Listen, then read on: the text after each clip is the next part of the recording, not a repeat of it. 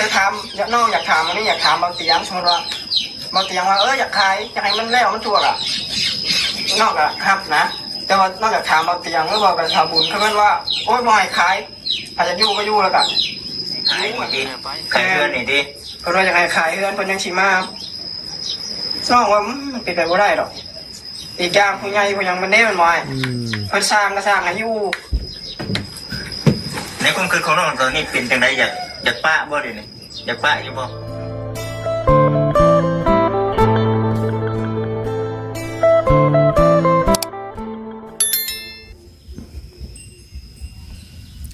โอเคเนาะพี่น้องเนาะเปิดภาพขึ้นมาในมือนี้พี่น้องเลยเนาะก็อยู่ในกลางเนาะทุ่งให้ทุ่งหน้ากลางป่าเขาป่าน้ำพี่น้องเลยเนาะเขียวทุ่มอยู่พี่น้องเลยเนาะมื้อนี้ก็ถือว่ายังท่านได้ออกไปทางใดเนาะพี่น้องเนาะพาพี่พาน้องเลาะเบิ่งเลาะส้มเนาะทุ่งให้ทุ่งหน้าพี่น้องเลยก่อนอื่นเบิดขอกราบทักทายสบายดีสวัสดีกับพี่น้อง FC กันเบิดสู่ผู้สู่คนพี่น้องเนาะยังไงก็ยินดีต้อนรับเข้าสู่ซ่องของบ่าวเวียดบ้านเฮาคือเก่าเนาะมื้อนี้ก็พอดีเนาะเห็นทางคลิปของเบาค่ำเนาะพอดีเห็นอ้ายเพิ่นส่งมาให้เบิ่งพี่น้องเนาะว่าทางน้องเตเนาะน้องเตน้องไล่พี่น้องได้ยาห้างกันไปแล้วว่าซั่นเนาะทั้งน้องเตบ่หรือน้องไล่มีตามผู้บ่าวใหม่เนาะหรือว่านี่ตามแผ่นใหม่ว่าซั่นซะเนาะไปพี่น้องเนาะพี่น้องเนาะนี่ละพี่น้องเบิ่งก่อนเนาะเป็นอะไรอันนี้ไปดึงไปกินแห้งกระเตงตัวเก่าเนาะ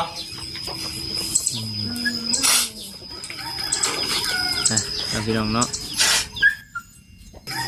เบิ่งกันพี่น้องเลยให้โอ้ยนะพี่น้องเราเรื่องราวไปนี่มันแล้วก็กระทู้มาเมื่อคืนนี่ว่าโอ้บ่มีผัวหรอกผัวนี่อันผู้ชายนี่บ่ผู้ชายว่าพ่อเบิ่งเลยเนาะพี่น้องเนาะได้มากันก็ได้เอาผู้ว่าคนมาโพดลงนี่เพิ่นเองบ่แม่นน้องของปันตุกอะไรเพิ่นได้มาเพิ่นส่งมาให้โดยเพราะว่าตุกกับเพิ่นอยากมาหลายมื้อแล้วน้องก็ว่าอยู่เพราะว่าไปทางนี้ว่าสิไปมื้อเดียวนั่นแหละพอย่าเพิ่นก็จักสิเว้าอะไรกันแล้วเพิ่นก็ว่าอีก5มื้อเพิ่นว่าถามว่าสิให้มื้อบ่แหละน้องก็เลยว่าก็ซอยเพิ่นใช้มันแล้วใช่แม่นบ่ซอยเพิ่นมันแล้วงานอะไรหยังเพิ่นจังมาบัดนี้แล้วงานก็บ่มาบัดนี้งานจังนี้ปุ๊กอันแต่งงานพ่อย่าแล้วไปเนาะเอาได้นี่กินบ่ลงบ่ยากสิปิ้งไก่พี่น้องมาให้น้องเพิ่นก่อนบ่ได้น้องเลยเห็นว่าก็เห็นเราเอาลงเนาะจะกินข้าวกินน้ำกันแล้วเป็นไงคือว่าโทรมาหานี่อยากบ้าบ่เพราะอยากให้อ้ายซอยเรื่องอันนี้แล้วพอเพิ่นก็ไปแล้วตอนนี้นะไปจักมื้อได้น้อง2 มื้อนี้แสดงว่าน้องเตนไปแล้วไปแบบใดขั้นตอนแรกนะคือมันเป็นในใดเรื่องราวเนาะเป็นในใดส่วนช่วยทางรู้สาเหตุต้นเลยเพราะว่าไอ้ต้องรู้เพราะว่าพ่อย่าเพิ่นก็มาเอาแดงนั้นเนาะโดยก็เลยว่าให้ไปช่วยเพิ่นนะไปช่วยงานช่วยเรียกเฮ็ดงานแล้วเพิ่นนั่นแหละอยู่ใช้งานนั่นแหละอยู่กับน้องแดงก็ได้เงินแดงผูกคุกโดยคือน้องแดงก็เลยว่าให้ไปแล้วบัดพ่อย่าแล้วว่าให้มาก็บ่มาก็บ่ได้หยังดอกเฮาก็เพราะว่าน้องก็ไปเวียกสีดาอยู่พุ่นพ่อย่านี่คือเดี๋ยวนี้เพิ่นอยู่ใช้เดี๋ยวอยู่เพิ่นแดงเพิ่นมาแล้วเนาะเดี๋ยวนี้เนาะเพิ่นอยู่ลาวเดี๋ยวนี้เนาะคือทางพ่อย่านี่คือเพิ่นอยู่เพิ่นน้องแดงแต่โทรบอกน้องแต่นี่ไปเฮ็ดเวียกช่วยอันนี้คือสาเหตุเป็นจังได๋ต่อระบาดนี่แต่ว่าเพราะว่าบอกแล้วว่าไปตัวที่นะนอนกินเหล้ากินเบียร์ได้เพิ่นก็ไปเนี่ยมันน่ะไปแล้วไปติดผู้บ่าวได้พุ่นนะติดผู้บ่าวเพราะเขามีบัตรอุอย่างหลักฐานอย่างนะติดผู้บ่าวอยู่บ้าน น้องแดงพุ่นโอ้ น้องแต่ติดผู้บ่าวว้ายบัดนี้ ไปสิคิดเนาะ เขาร่วมกันจังมือคือว่าติดไว้ติดว่าใช่ จัก มีปัญหาแม่นน้องที่ปกติ บ่เลยแต่ว่าน้องบ่ได้มีปัญหาอย่างกัน แต่ว่ามันสิมีปากเสียงกันตอนว่าเพิ่นโทรมาน้องโทรไปแล้วเพิ่นว่ากินเบียร์แล้วเพิ่นก็ว่างนะ อ๋อ ตอนนั้นเพิ่นกินเบียร์ ว่าตุ๊กเพิ่นก็บอกอยู่ว่าไปกับเพิ่นผู้นี้นะตุ๊กเพิ่นก็บอกว่าตุ๊กก็ไปนํ มีใครไปนำน้องเพิ่น มีแต่ตุ๊ก น้องๆวันนี้ไปทางไหนบ้างเด่น เมื่อเพิ่นแล้วตอนนี้ เมื่อนำเพิ่นเบิดแล้วเออ แล้วแหละเพิ่นเว้าแนวนี้เพิ่นว่า เพิ่นว่าในไหน เพื่อนน่ะอยากขายแบ่งกันตอนนี้นะ แต่ อื นี่ ม แต่ว่าเรามันก็ไม่ความผิดของเขาอะนะเอามันสิขายนะมึงจะน้องนุ่งอยู่กันยังได้ ตอนนี้ เพราะว่าน้องก็ไม่มีปัญหาอย่างแต่เพื่อนอยากไปเองเพื่อนก็ให้เพื่อนไปอะนะ แต่ถามน้องอยากถามอันนี้อยากถามบางเตียงสมมติว่าบางเตียงว่าอยากขายอยากให้มันแล้วมันทั่วอะนอกอะครับนะแต่ว่านอกจากถามบางเตียงหรือว่าการทำบุญเขาเพื่อนว่าโอ๊ยบ่ให้ขายอาจจะอยู่ก็อยู่แล้วกันอยู่แบบนี้ เดี๋ยวไปดิ แต่ในความเป็นจริงนี่ซุ่มสิเป็นไปบ่ได้ดอก แม่ โอ้ย ขายเงินแต่การเดี๋ยวนี้นะเพราะว่านี่คือเป็นของทางผู้รับผู้ใหญ่ประเทศไทยเดี๋ยวนี้นะที่เราเลยก็คิดว่าจะไงนะหนึ่งคือน้องสองคนเว้ากันนะบ่แล้วมันต้องมีผู้รับผู้ใหญ่ข้างในข้างนี้ข้างใน เนาะ เนาะ เพื่อนบอกมาเพราะเราบอกว่า เป็นเว้าอยู่ โดยว่าน้องถามเพื่อนว่านี่เพื่อนไปหาอยู่บนเรียกเพื่อนว่าแม่น้องไปเช็ดเรียกนอนเสียยา เพิ่นไปหาอยู่พุ่นบ่ โดย เพิ่นไปหาเอง อ่า แล้วน้องยังถามเพื่อนว่าสิเปลี่ยนให้ได้บ่สามีเรื่องกินเหล้ากินเบียร์ อ่า มันก็ไม่ได้เสียเราไม่ได้โดยเรื่องเที่ยวไม่ได้คนนั้น บ่ได้ ต้องกิน กิน ต้องกินต้องลิ้น ก็คือว่าทั้งน้องอีกบ่ได้กับน้องแต่เปิดเผยไปแล้วเนาะแม่นบ่ มีแล้วมีผู้เอาไหม เฮ้ยผูกกับเมียนี่ เดี๋ยวเอาก่อนสิเบิ่งผู้แบบน้องเพิ่นชวนบ่ชอบหรือว่าจังไดในความเป็นจริง มันกับบอชวนเลิกก็คือว่าชวนเลิกความหมายนะเพราะว่าถ้าเขาน้องก็ว่าแล้วถ้าว่าเปลี่ยนตัวนี้ให้บ่ได้ก็คือว่าถ้าว่ายังอยากลิ้นอยากเที่ยวคือว่าไปมันจะดีกว่าแต่ว่าน้องก็ยังไม่ได้พูดตอนนั้นว่ามันสิเป็นนี่นะมันสิมีผู้บ่าวนี่คิดว่ากินเหล้ากินเบียร์วันนี้เราทุกชงหูไปแล้วกินนั่นกินเหล้ากินเบียร์กับผู้บ่าวเนี่ยนะเนี่ย โอ้ เพราะงั้นว่าน้องว่าเอานี่นะเพราะว่าตะเกาน้องก็อดมานะ แต่คือในความคิดน่ะที่แรกน่ะทั้งน้องไล่นี่บอกทั้งผู้เป็นเมียว่าคันสิยาน่ะยาเนาะในเรื่องเหล้าเบียร์เนาะ แม่น้องว่าคันอยู่บ้านอยู่เมืองเงาโดนกินทีนึงมีบุญมีงานก็ไม่มีปัญหาบ่อยเข้าใจ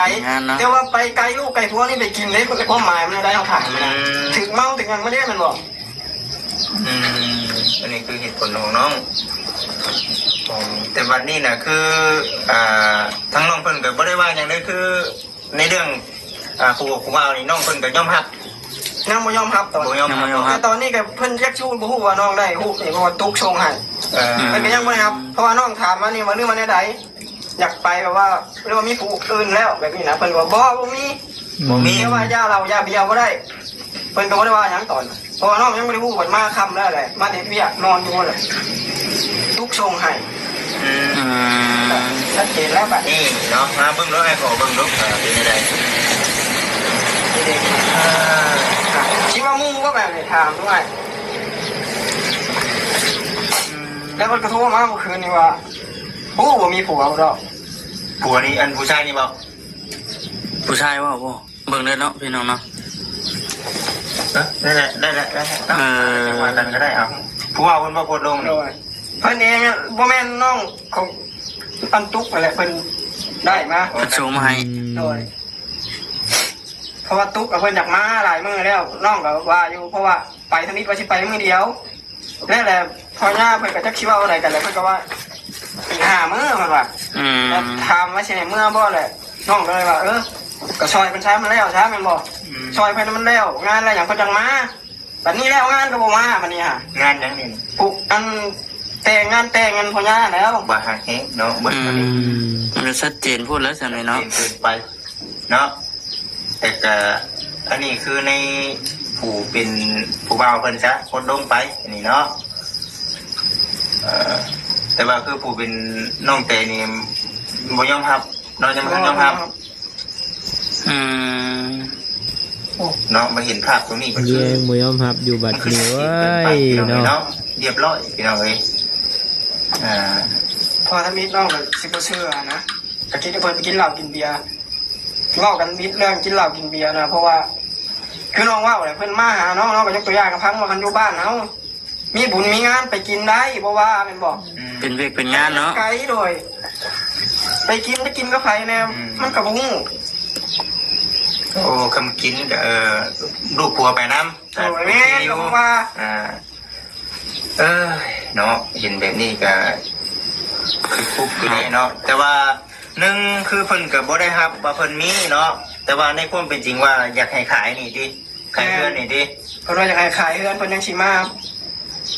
น้องว่ามันเป็นไปบ่ได้ดอกอีกอย่างผู้ใหญ่ผู้ยังมันได้มันบ่ให้ อืม เพิ่นสร้างก็สร้างให้อยู่ ในความคิดของน้องตอนนี้เป็นจังไดอยากป้าบ่เดี๋ยวนี้อยากป้าอยู่บ่ บ่ปะแค่มันเป็นไปแล้ว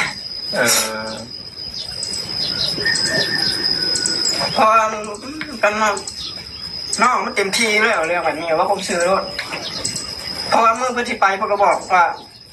คณะยังไม่หนีไปเที่ยวจะไปเด้อว่าไปหากินเบียร์กันยังก็ไปแล้วแบบยังเหงาคนว่าเอาป้าว่าน้องว่าที่ว่านี่ อืม เป็นเงาดิ แม่นบัดน้องยกตัวอย่างนะครับว่าถ้าสมมติคอยไปหลินเด้ไอ้เจ้าอยู่เพื่อนเพื่อนเราไปแล้วแหละ อ้าว แบบนี้น่ะ บ่มีความห่วง แม่นเพราะว่าน้องว่าอยากไปก็ไปได้แต่ว่าน้องผมมักว่าผมซื้อรถไปหาที่เราเบียร์นะผมมักเขาสังคมแบบนั้นนะ เนาะมัน น้องยกตัวอย่างพาน้องขนาดว่าน้องหาที่ตายชั่วโมงนี้ไงแม่งไม่อยากทานกินก็ใช่ว่าน้องอยากไปหาที่เรากินเบียร์ไม่อยากทานกินยังไงน้องวะ อันนี้อยากว่าอยู่เนาะถูกต้องน้องเป็นว่ากำไปดินไปกินแห้งกระเตกกว่าเก่าเนาะ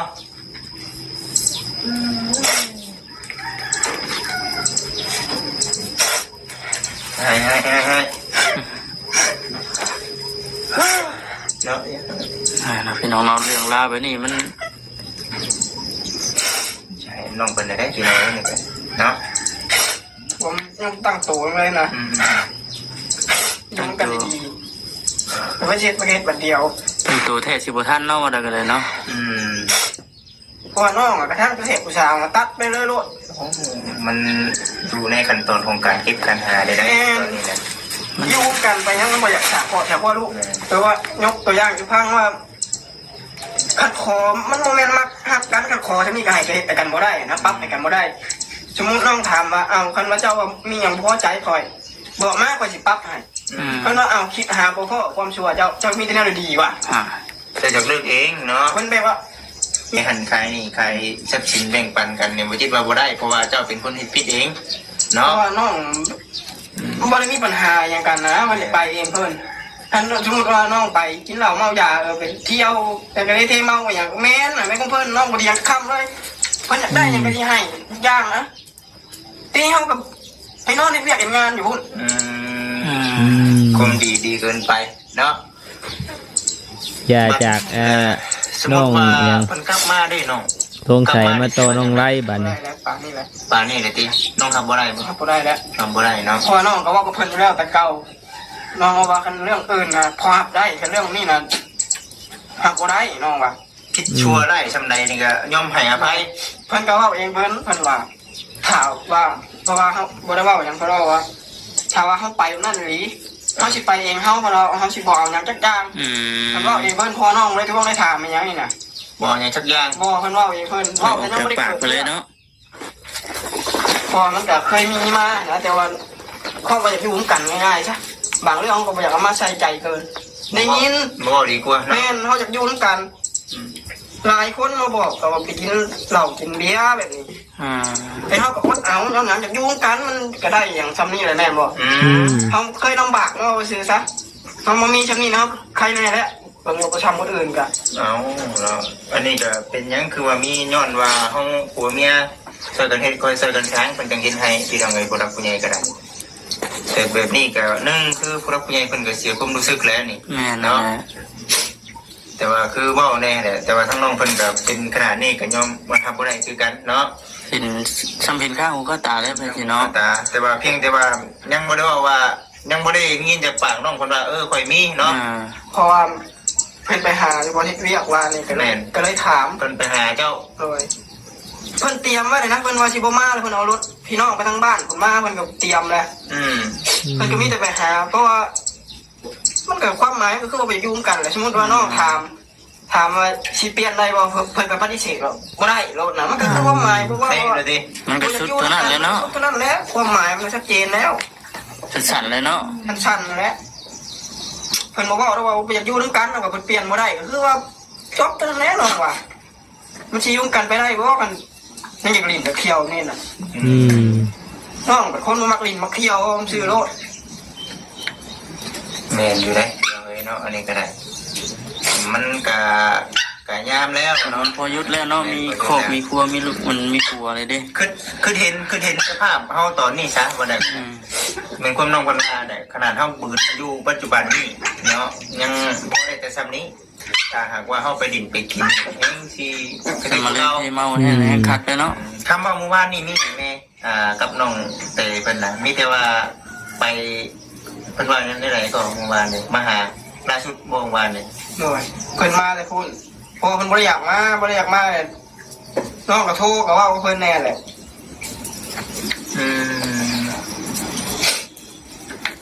เพราะว่าน้องเว้าว่าคันจะกินเหล้ากินเบียร์มานั่นเลยยาซะน้องเว้าบ่มาก็ยาคันว่าน่ะน้องเว้าหรือน้องอยากให้ เนาะเพราะว่าเว้ากันแล้วมือสิไปกันบ่ได้เว้าแนวใดเว้าว่าอยากกินเหล้ากินเบียร์ด้วยเพิ่นก็ว่าบัดมาถามเพิ่นว่านี่เพิ่นว่าจะเว้าหยังน้องก็เลยว่าเจ้าเฮ็ดหยังข่อยจังเว้าเจ้าอยู่ชื่อข่อยเว้าบ่เพิ่นว่าน้องครับข่อยกินเบียร์ข่อยผิดเพิ่นว่าหาก็ฮู้อยู่ตัวเองผิดแต่สิมาเว้าเฮ็ดหยังน้องว่าคนปรับตัวบ่ดีก็เว้าน้องก็เว้ากับอ้ายกับหยังอยู่ว่านี่ว่าโมเมนต์ว่าที่ว่าอะไรว่าอยากปะแล้วนะแต่ว่าให้โอกาสแต่ว่าต้องปรับเขาหากันน้องว่าคือน้องถามไปเลยว่าบ่พอใจยังกับน้องนี่ เพิ่นว่าได้ได บ่มักยังแบบใดสิปรับให้เพิ่นก็ว่าคิดหาบ่เห็นความชั่วมีความดีเพิ่นว่า จะได้ว่าดีเกินไปเนาะ อันนี้ สิคิดนะ โอเคพี่น้องเนาะตามที่พังมากกะสไตล์เดียวกันกับน้องน้ำพลกับน้องท้องใสพี่น้องเลยเนาะทั้งน้องท้องใสกับเมียอยากไปเองนั่นก็ได้ทั้งนี้กับเมียอยากไปเองจุดเริ่มต้นเนาะหรือว่าตอนแรกๆนี่คือพ่อเนี่ยมาเล่าพี่น้องเลยมาเล่าแล้วก็จัดงานแต่งว่าฉันเนาะตามที่น้องไล่ว่าเนาะมีงานแต่งงานยังแล้วก็ยังพี่น้องเนาะก็ให้ทั้งนี้ไปช่วยเวียกพี่น้องไปช่วยเวียกไปทั้งน้องแต่ผัดไปติดผู้บ่าวเนาะติดผู้บ่าวแล้วก็มาบอกลูกบอกผัวเนาะยังต่างๆนี่แหละก็คือตามที่ในคลิปพี่น้องเลยก่อนที่เป็นเรื่องเป็นราวนี่คือว่าจังใดเนาะจากน้องน้องทองใสน้องน้ำผลมาต่อน้องแต่น้องไล่พี่น้องเลยทั้งน้องไล่แล้วก็ให้กระปืดกระปาดตั้งตัวน้ำบ่ทันเนาะถือว่าชุดด่วนเลยแหละพี่น้องเลยเนาะ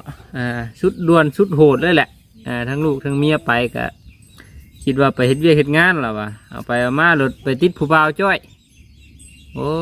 ยเนาะเป็นซะบาดที่นี่ผักในดีเนาะอย่างไรคือว่าพี่น้องเนาะสู้ๆทั้งน้องไล่พี่น้องเลยเฮ็ดหาเงินหาคำต่อไปเนาะคือเราว่าแหละถ้าว่าจะไปกินเหล้าเมาเบียร์คือหมู่ผัดเข้าสังคมเดี๋ยวนี้บ่ได้หรอบ่มักหรอว่าสังคมกินเหล้าเมาสุราหรอว่าเห็นความเราอยู่ไปแต่เก่าก็บ่เคยเห็นเพิ่นเพื่อนดอกพี่น้องเนาะแต่ว่ามื้อนี้นี่ถ้าที่ซ้ำที่ฮู้มานี่คือทางน้องไล่เนาะติดต่อหาทางเบาจิตเบาค่ำพี่น้องเลยให้ขึ้นไปหาเนาะแล้วก็อยากปรึกษาทางไอเตียงอยากถามทางไอเตียงว่าเรื่องเฮือนเนาะที่ได้ขายบ่ขายบ่หรือว่าอะไรพี่น้องเลยทางเฮือนนี่อาจจะขายบ่ได้พี่น้องเนาะเพราะว่ามันเป็นของทางผู้รักผู้ใหญ่เพิ่นซอยสร้างให้ว่าซั่นซะเนาะบ่ได้แม่นหาด้วยเหือด้วยแห้งว่าซั่นซะเหมือนว่าคนสองคนหาสร้างหาสามกันเลยจังสิขายปันกันได้พี่น้องเนาะพี่น้องเลยอย่างใดคือว่าพี่น้องเนาะมื้อนี้ก็ บ่ทันได้ไปทางใดคือว่าแหละเนาะมื้อนี้ก็อยู่ให้อยู่นะคือเก่าพี่น้องเลยอยู่ตามทุ่งไร่ทุ่งนาแหละเนาะทางบ่ตาก็ยังติดเวียกอยู่พี่น้องเนาะก็สิบ่ได้ไปทางบ่ตาก็มีทั้งพี่น้องทางสามีเพิ่นเนาะเสียชีวิตฉันเมื่อคืนนี่แหละผู้ที่เพิ่นไปเอาแพทย์เอาหมอมาเบิ่งว่านนี่แหละเนาะพี่น้องเนาะแต่ว่าได้เสียชีวิตแล้วพี่น้องเลยแสดงความเสียมุกเสียใจน้ำเวลาพี่น้องเลยเนาะท้ายนี้คือจะขอตัวจบคลิปซะก่อนพี่น้องเนาะผิดพลาดประการใดขอโทษขออภัยน้ำเวลาเนาะท้ายนี้ลาก่อนพี่น้องสบายดีเด้อพี่น้องบ๊ายบาย